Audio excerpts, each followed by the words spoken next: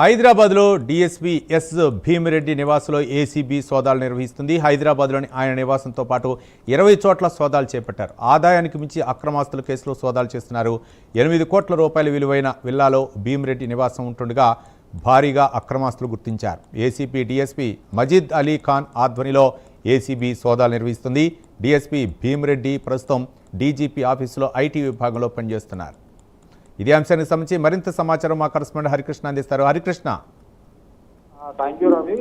DSP Bhimireddy నివాసంలో ACB సోదాలు నిర్వహిస్తుంది. ఆదాయాన్ని మించిన ఆస్తుల కేసు విషయంలో ఒక ఏసీబీ సోదాలు నిర్వహిస్తుంది.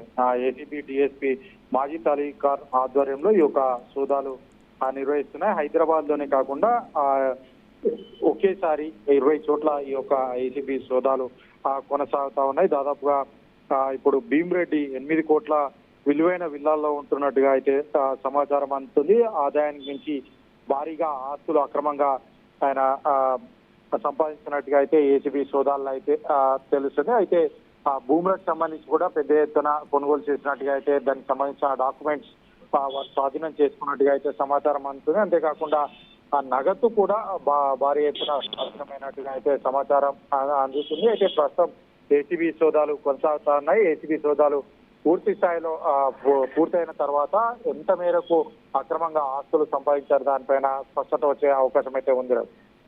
Thank you Harikrishna.